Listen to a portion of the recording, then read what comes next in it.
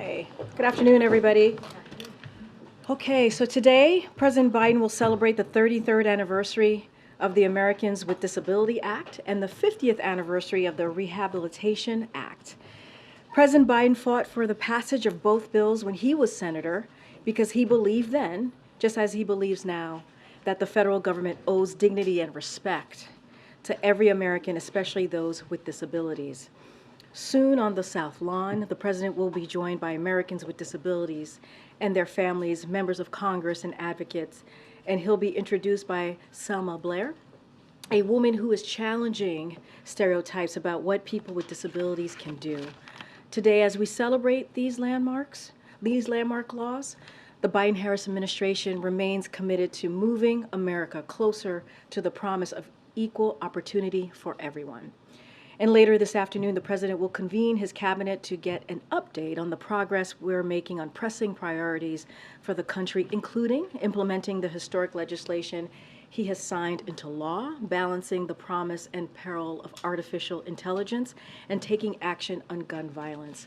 With that, hey, Josh. How are you, Karine? Good to see you. Good to see you. Happy Monday. Happy Monday, indeed. All right. Two major subject areas post non-shutdown. Okay. Speaker McCarthy has said he has not spoken with President Biden on Ukraine, and that his objection to the funding is that the White House has not shown, quote, how we're going to win and what is our mission, end quote. What does winning look like in Ukraine? Does the president plan to speak with Speaker McCarthy? Look, I don't have any conversations to read out or planned conversation with the speaker. Look, the speaker was on TV yesterday, on television yesterday, showing and speaking to the commitment that he has made to the Ukrainian people. And he said yesterday, I support being able to make sure Ukraine has the weapons that they need. And in fact, he said that multiple times yesterday. So he has made publicly his support to Ukraine. There's a bipartisan support, as we have seen from day one, for continued funding, in Ukraine. And look, let's not forget what the purpose of this is for. This is for to see the continuation of the brave people in Ukraine to fight for their freedom, right? To fight for their democracy. And so that's what we want to continue to do. That is what the president wants to continue to see. And not just us. There are Republicans and Democrats in Congress in a bipartisan way who wants to see funding in Ukraine continue.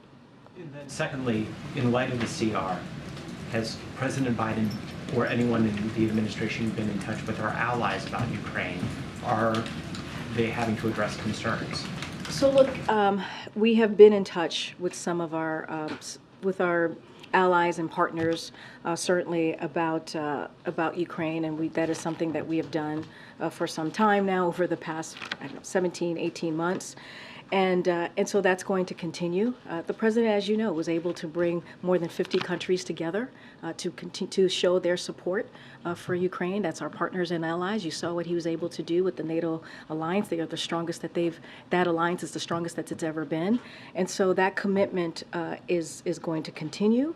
That commitment, our message to the world is going to be, the president continuing to restore our leadership, as we have seen, and continuing to strengthen that alliances. Look, we are going to, we're going to continue help to Ukraine as long as it takes. And the president said yesterday, what we have seen from extreme Republicans' actions does not help. It doesn't help with our allies and partners. It does not. But we're going to continue to deliver for the American people, and we're going to continue to advance our national security priorities, because by helping Ukraine, we are also protecting and delivering for the American people and our national security. So that's important as well. Go ahead, Mary. Just to follow up on that, the president said yesterday that we're going to get it done when asked about aid for Ukraine. How can he be so sure, though, especially given the speaker's potentially perilous future? Because the speaker has said himself yesterday that he wants to continue to support Ukraine, to make sure that they have the weapons that they need. He has said it multiple times, even yesterday. We've seen bipartisanship.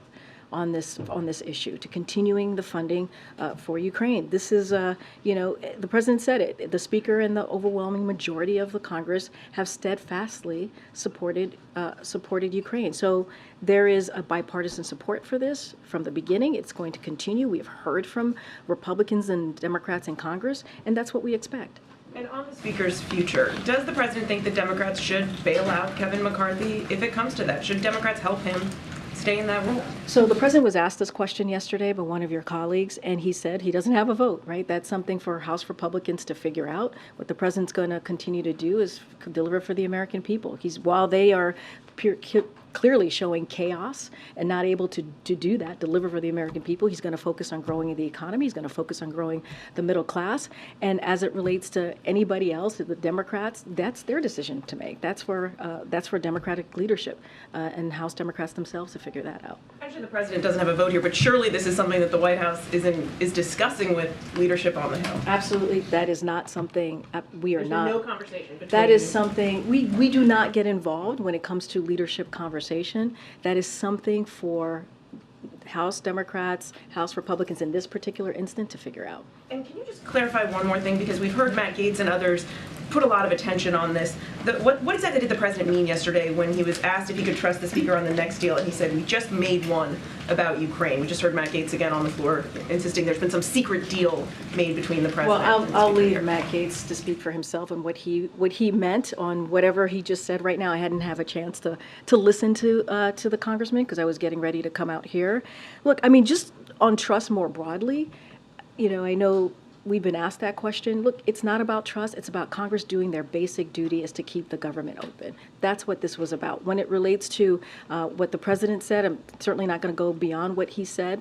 But what we know is that there's bipartisan support for this deal. Again, Speaker McCarthy was on the air multiple times yesterday saying that he certainly wants to continue support for Ukraine to get the weapons that they need. And so we're going to hold him to that. That is something that he has said. That is a commitment that he has made.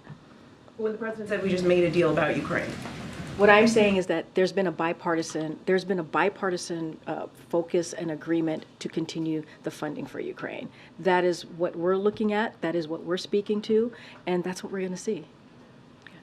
Thanks, Karine. Just to follow up on that, how critical is it for the White House that Speaker McCarthy remain in power for the time being? It is not up to us to decide. It really isn't. That is up to House Democrats and House Republicans, more specifically House Republicans, to decide on that action or on that way forward. But surely, I mean, it's not in the White House's interest to undergo an extended fight and chaos over the speakership. What are the president's thoughts on that? The president says he doesn't have a vote in this matter. That's what the president said yesterday. He does not have a vote on this matter. It is something for House Republicans to decide.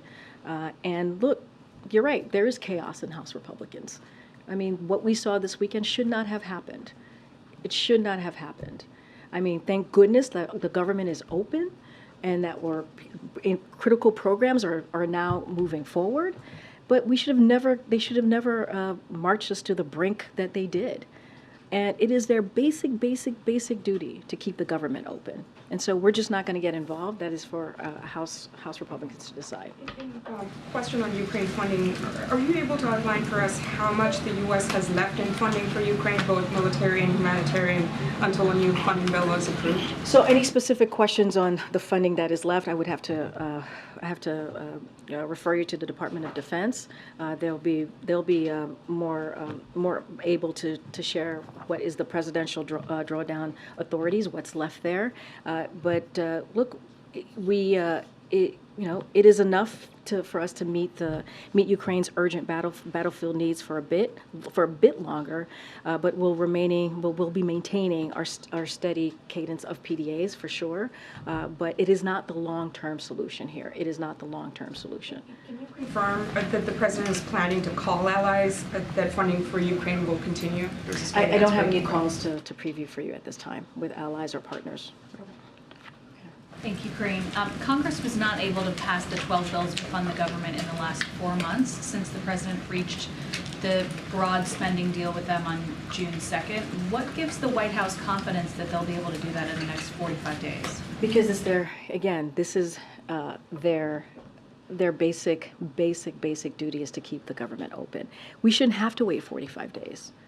House Republicans should not have to wait 45 days to do their jobs. And one of the things that Speaker McCarthy learned is, that you have to do your job, right? Which is why I think he moved forward. And so, look, this is something that Congress is their duty to do, is to keep the government open, to make sure that federal government employees get paid, to make sure these critical, important programs are continue to be paid in, so that families across the country, American families across the country, are getting those critical programs. And so this is their basic duty. This is their basic duty. And government funding now goes through November 17th, which is right around the time that the president is expected to be in San Francisco for APEC. What discussions are happening about what impact that could have on the president's meeting with leaders of China and other countries? I just don't have any, I'm not going to get into hypotheticals from here. Again, they don't have to wait 45 days to get this done. They really don't. There's no excuse for another crisis. That is what the president said yesterday. And they have to stop the games. They have to stop playing these games. That's, again, what the president said. They have to get to work and stop playing games and do their duty. Or else we're going to be in the same place that we were this weekend a month from now. And so, what they're doing instead is pursuing these 30% cuts. We're talking about education. We're talking about Meals on Wheels. We're talking about really critical programs that Americans need just to move through their day-to-day lives. And so we can't be focusing on that. They need to keep the government open, continuing to do that, their basic duty. Yeah, thanks. One point that Speaker McCarthy made repeatedly on Face the Nation yesterday was that he wants any additional funds for Ukraine tied to congressional action on border security. Is that something that the White House would consider supporting for a vote on Ukraine funding? So look, I think the American people are fed up. They're fed up of the political games, the political stunts that House Republicans are doing on our national security and also our government. You have a president who has delivered record funding to make sure that we have additional Border Patrol federal employees at the border. This is something that he has done and has delivered on. And instead, these extreme House Republicans, what did they do? They just passed 2 weeks ago a proposed cutting DHS funding by 8%. They're the ones who are saying that they want to defund DHS. That's what they're saying. Meanwhile, we're trying to do everything that we can to make sure that we deal with what's going on at the border. As it relates to Ukraine funding, there's bipartisan support. We've heard that from Republicans and Democrats. And we appreciate the bipartisan support that we have seen for Ukraine, and we are confident that we're going to continue to see that. And so, look, this is about freedom and democracy against Russia's invasion, aggression against the Ukrainian people, and this is also about protecting our national security as well. Does President Biden plan to go to Senator Feinstein's funeral service on Thursday in California? I don't have any schedule updates for the president this week to share. Karine? Good, Danny. I'll come to the back, Anthony. Thanks, Karine. The Kremlin said this morning that Western fatigue over Ukraine is going to grow in the United States and other countries after what happened here in Washington this weekend. I mean, how do you respond to that, and what can the United States do to prevent that? So here's our message to Putin. The president has built a coalition of more than 50 countries, right? He provide aid to support Ukraine. That is what the president has done. And we have rallied more than 140 countries to condemn Russia's invasion into Ukraine. That's what the president has been able to do. There is very strong international coalition behind Ukraine. And if Putin thinks he can outlast us, he's wrong. He's wrong.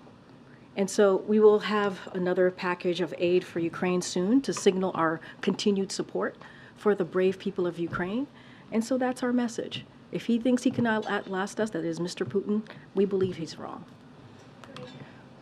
Okay. Karine, following on that, the Financial Times reported Russia has successfully avoided Western sanctions on almost all oil exports by using Chinese yuan to avoid those sanctions. What confidence do you have that those sanctions, that this is continuing to work? And how can the White House continue the same path using sanctions to try and change Russia's behavior without enlisting China in some way? So look, we've worked with our allies and partners to immobilize half of Russia's reserves, about $300 billion. It's cutting Russia off from a key source of its economic resilience.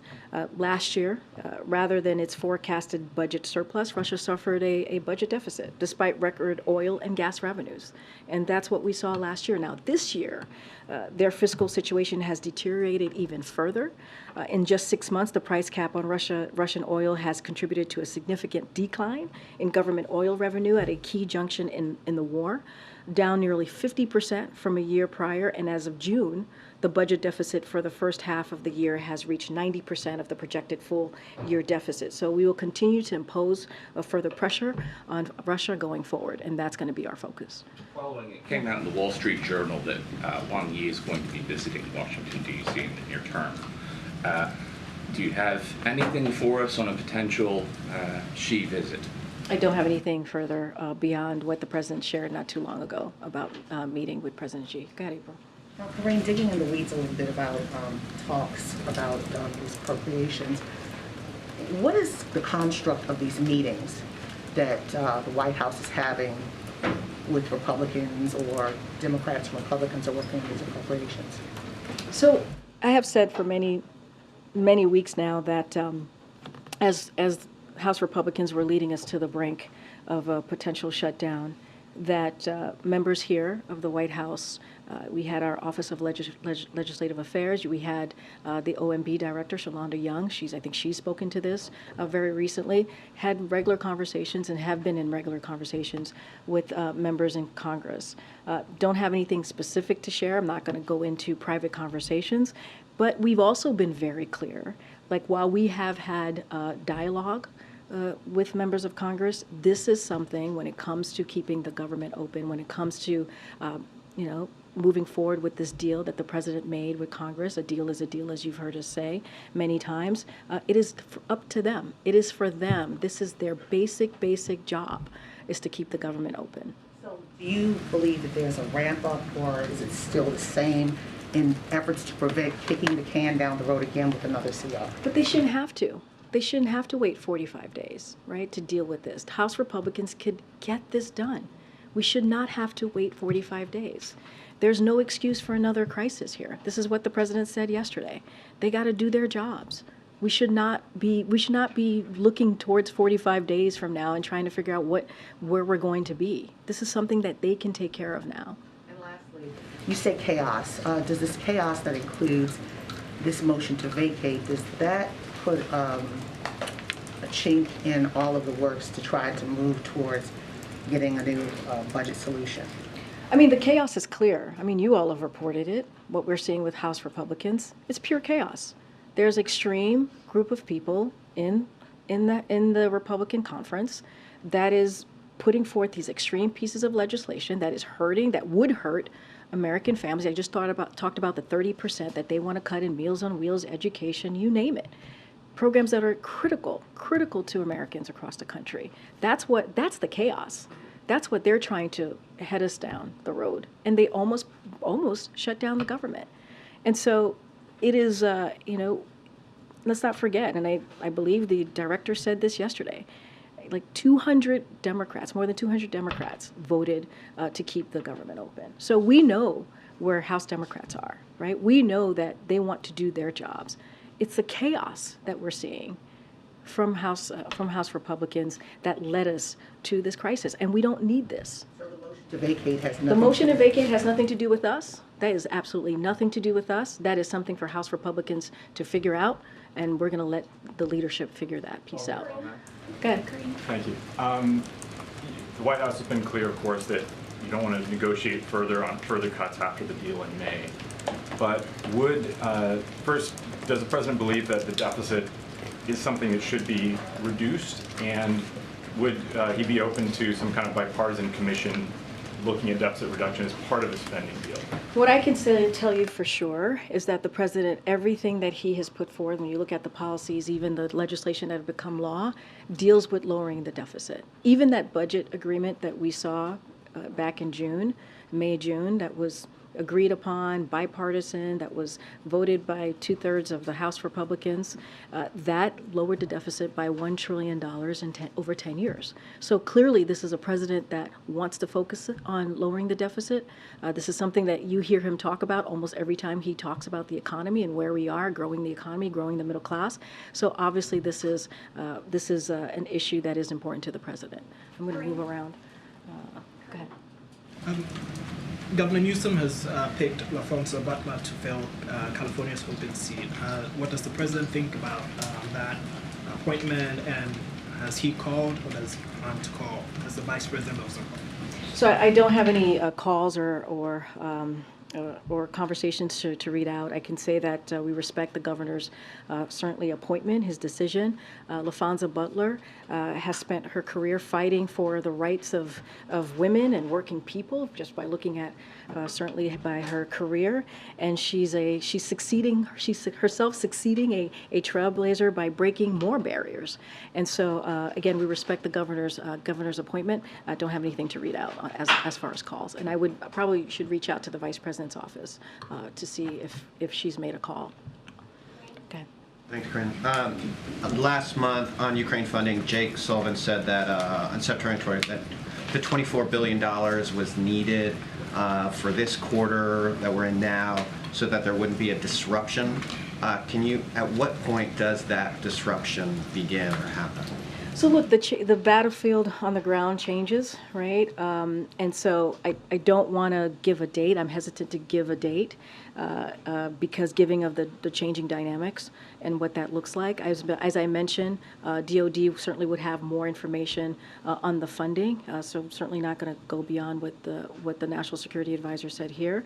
But look, we're talking about we're talking about what we know we have left. We have enough for PDA authority to meet Ukraine's urgent battlefield needs for a bit longer, as I said, but it's not the long-term solution. It is not the long-term solution.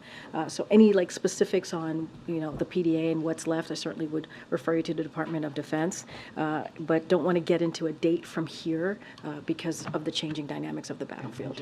Just to reiterate, beyond McCarthy's comments this weekend and past support, you're saying there's been no conversations between the White House and leadership about a potential agreement, contours of how to get the funding approved?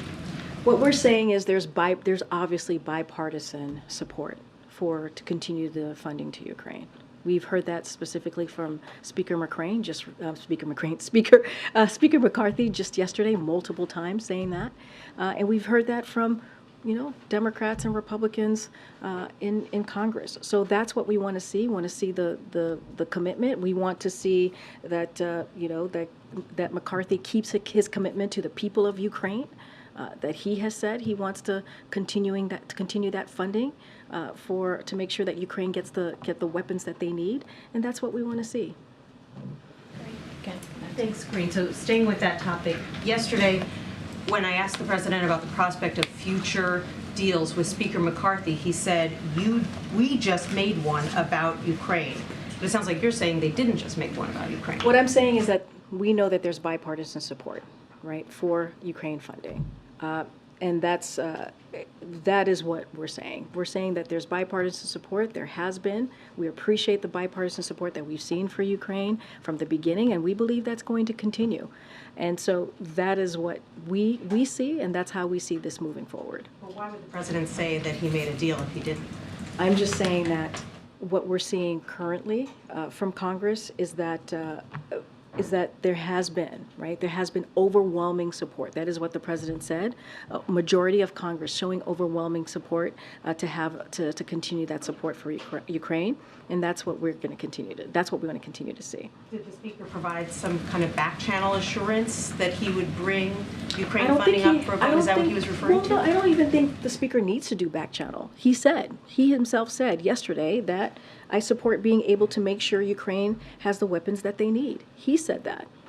And we expect him to keep his word on that. But then I guess I'm just trying to understand what the president meant when he said we just made a deal. What I'm saying to you is that we have seen bipartisan support from Congress to continue the funding in Ukraine. That's what we expect, and that's what we want to continue to see. We've heard from Speaker McCarthy himself just yesterday saying that he wants to continue that support, and that's what we want to see moving forward. Is it possible the president made a deal that you don't know about? I'm just saying that I'm not going to go beyond what the president said. Just not going to go beyond. Was what he said true? I'm not going to go beyond what the president said. So you won't say that what he said was true? I'm not going to go beyond what the president You're said. declining to say that what he said was true? I just answered. Go ahead. Yep. Thank you. Governor Newsom vetoed legislation in California this weekend that would have allowed workers to collect unemployment pay while on strike. Does President Biden support unemployment pay for striking workers? What I can say is that the president certainly supports collective bargaining. He supports that workers should be able to ask for fair pay and fair benefits. That is something that he supports. He supports certainly the right to strike. I'm not going to get into the particulars of what Governor Newsom signed. But what I can say is the president is always supporting union workers and certainly working people. And the UAW strike is now in its third week. Is there any concern that the president's appearance on the picket line may have frustrated auto companies and prolonged discussions? What I can say is that the president did something that was historic, right? He went to an active picket line to show his solidarity for union workers, for the men and women of UAW, and he was proud to do that. That doesn't change what the president has said many times, again, supporting collective bargaining, allowing the negotiations to continue with all parties, and making sure that they have the ability and the right to ask for fair pay and fair wage. And so that's what we believe. We think that it's good that they're continuing to have these negotiations and continue to have the conversations. And let's not forget, you have the West Coast Port, right? You have the Teamsters, right, and UPS. Collective bargaining works. So we're going to let this process move forward. Go ahead, Anita. Thank you so much. I have a Ukraine question and then a question about the refugee cap. Just starting with Ukraine, Slovakia's elected a new leader who says they will not send one more bullet to Ukraine.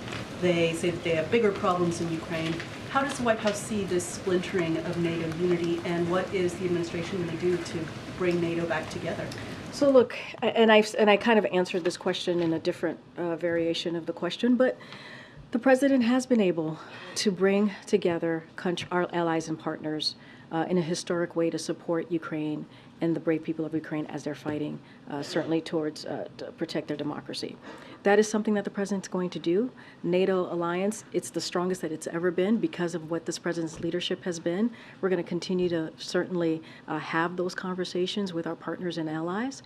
But look, and I said this earlier, it does not help. It does not help what we see House Republicans doing. It doesn't. And that's just the reality of it. But we're going to continue to bring our partners and allies together as we support the people of Ukraine as they're fighting Russia's unjust aggression. Okay, on the refugee cap, which was announced on Friday, the administration says set the cap yet again at 125,000 people. But the State Department says that only 51,231 refugees were admitted up to this point. So, number one, is this number including Afghans who are given humanitarian paroles? How does the administration plan to reach this target of 125,000, and what else is needed to get you to that aspiration? So one of the things, as you know, that we've tried to do is we've tried to improve certainly the system. I don't have specific numbers on Afghans, but one of the things that we do, we implemented a number of efficiencies within state and DHS to reduce processing times. State has also approved 51 new local offices. So we have taken steps, and that's just a couple of things, to make sure that we're improving the system. And so we're going to certainly continue to do that. And so, look, we said when we first set this target that it was going to be ambitious. We knew that. We knew that 125,000 is an ambitious number, and within the progress we've made, we feel that we are better positioned to meet those goals this upcoming fiscal year, and so that's what we're going to try to do. We'll continue to go around. Go ahead, Brian. Thanks, Karine. I wanted to ask about the president's legislative priorities. I mean, given that what House Republicans are doing right now, continue to threaten to shut down the government in 45 days and hold up Ukraine funding, is that it for what the president can do legislatively for the foreseeable future, or are there other legislative priorities where he thinks there might be a coalition with House Republicans? I mean, look, the president, you saw what his priorities were in the budget negotiations, right? We also wanted to make sure we were protecting Medicare, protecting Social Security, right? Those were things that were incredibly important to the American people. Yes, Ukraine funding is also really important as well, which is why we are confident that we'll continue to see this bipartisan support for the Ukraine funding. And so, look, you're going to see the president meet with his cabinet in a couple of hours. We're going to talk about the importance of implementing the historic pieces of legislation that he's been able to pass. And when you think about the Inflation Reduction Act, when you think about how that's going to lower healthcare costs and what that's doing, right? The capping 35% for seniors when it comes to insulin. That's really important. When you think about beating Big Pharma and the first 10 tranches, the first 10 tranche of pharmaceutical drugs. That's where the cost is going to go down. All these things are incredibly important. We have to continue to implement these important pieces of legislation that's currently now law, and that's going to be the president's focus. And also protecting Americans, right? Protecting Americans, making sure we're keeping Social Security, Medicare, Medicaid. And so that's going to be the focus. You've heard us talk about the unity agenda and how important that is. Those are ways, if you want to see what the president believes he can move forward, how he can move forward with in a bipartisan way with Congress, look at the unity agenda. And so that's going to continue. He's going to continue to try to move with that as well. Go ahead. Thank you. 2 questions on the border, if I can. New York Governor Kathy Hochul says the border is too open right now. Does the president think that the border is too open?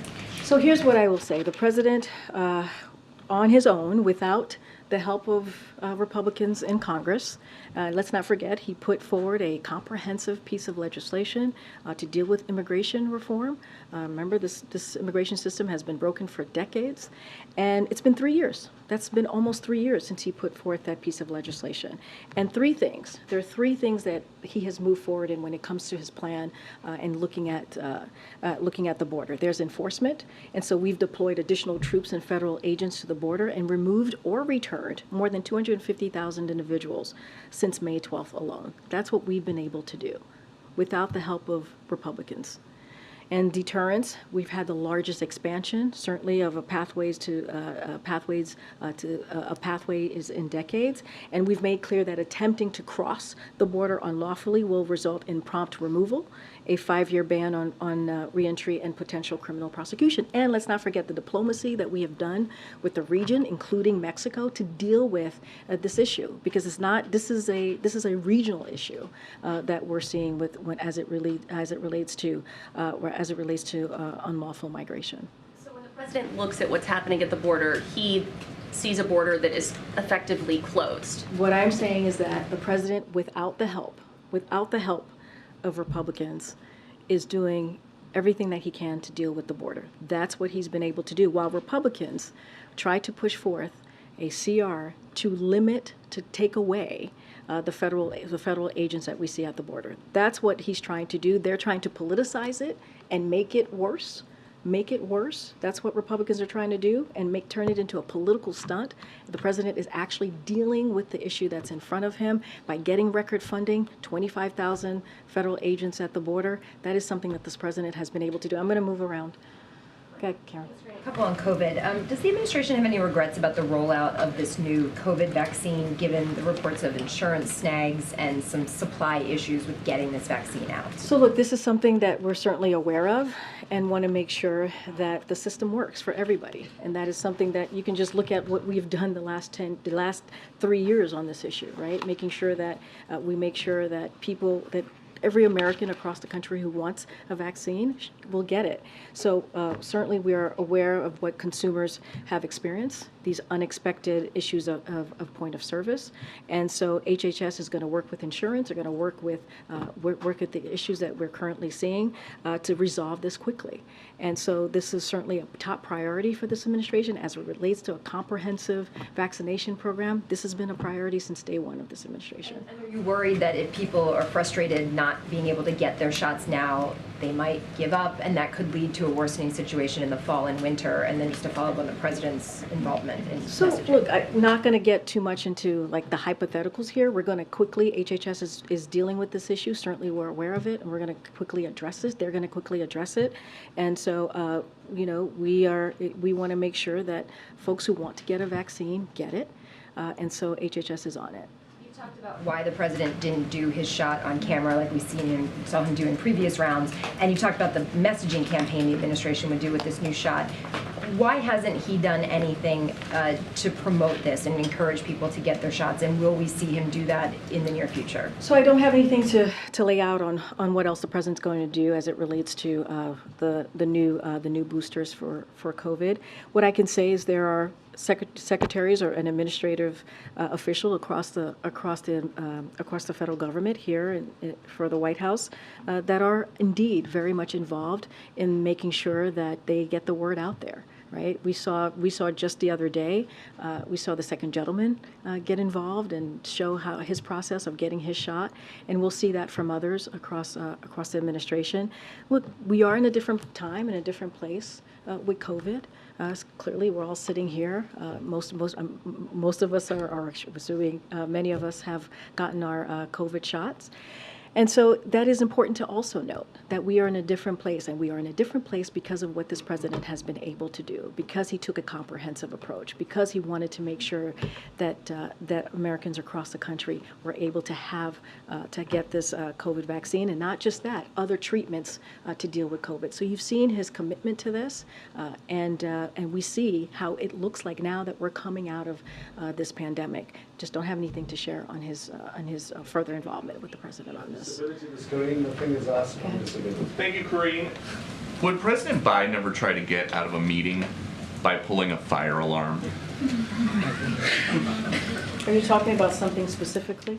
A Democratic member of Congress pulled a fire alarm around a series of votes. No fire. Is that appropriate?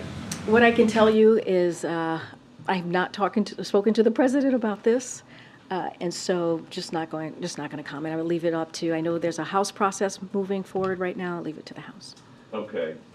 Since President Biden is so pro-union, is he okay with 75,000 healthcare workers possibly walking off the job this week? What I can tell you is that, and I've said this many times already this morning, the president believes all workers, including healthcare workers and those that make their work possible, they deserve a fair pay. And they deserve a fair benefit. That's what the president believes. He believes that collective bargaining works. That is, we've seen that play out in the past even couple of months. We think about the Teamsters. You think about the Teamsters and the UPS. You think about the West Coast ports, right? We see that play out. And so it is important that we see that continue. And I'll have to say, like the Treasury Department laid out recently a major report that unions and collective bargaining are good for the overall economy and help raise wages for everybody, whether they are a union member or not. And I think that matters. Would you consider joining them on the picket line if they strike? Look, I don't have anything else to share on the president's schedule. What I can say is that when we see this type of collective bargaining, when we see this type of, the report that I just laid out, when unions and unions do collective bargaining, it actually helps our economy overall, and it raises wages, and I think that's important for all, not just union members, also non-union members. And a couple days ago, looters were terrorizing businesses in Philadelphia. What is the White House doing about that? So obviously, any coordinated theft and vandalism that occurred in Philadelphia is destructive and simply unacceptable. That's what we say. We've always said that. Any type of vandalism, any type of violence, we certainly denounce that from here. The acts of these individuals harmed local businesses, as we saw in the communities that depend on them. But I also want to be clear, because the police commissioner in Philadelphia did say, and he said this on the record, that looting was the act of opportunists taking advantage of an unrelated protest. But obviously, and we have been very consistent here when it comes to any sort of vandalism, certainly looting or any type of violence. We are going to simply condemn that, and it is unacceptable. Ms. Karine, about disability, there's no seat here in this room for disabled journalists. Can you tell us if the president has had any one-on-one conversations with Leader McCarthy about Ukraine funding in the past 2 weeks? I don't have any conversations to read out. As you know, the president very often keeps in touch with House and Senate members. That is something that he does on a regular basis. As far as a specific conversation, I just don't have anything to read out. Okay. So it's possible the president and the speaker spoke. I just don't have anything to confirm. I really don't. As I said, the president regularly has conversations with members of Congress. I don't have any specific conversation to read out. Can we make a request that between now and the next briefing, perhaps we could ask the president what deal he was referring to in his comments yesterday, so we can have a better idea? Because I think this will continue to have oxygen around it until we have clarity about, is this a new deal? Is he referring to the budget top line? I appreciate the question. What I can say for sure is that what we believe as it relates to Ukraine is that there has been, continues to be bipartisan support from Republicans and Democrats in Congress. Whether there is a deal. I hear you. I hear what you're saying. I'm just saying, speaking to this particular kind of issue, broader issue, right? We believe that continues to be bipartisan support. We think that's incredibly important. Speaker McCarthy has spoken to this, and that's what we want to see. We want to see continued support for the people of Ukraine as they bravely fight against Russia's aggression. On another matter, the president's son will be going to a court appearance tomorrow. We know previously that was believed to have been something that would resolve the case. A lot has transpired in between. Will this have any impact on the president's schedule tomorrow, or how he will be getting information about that? I recognize it's a personal matter, but will that court appearance have any impact on the president's schedule? I will say continue to say it's a personal matter. Just not going to get into it from here. Thanks, everyone.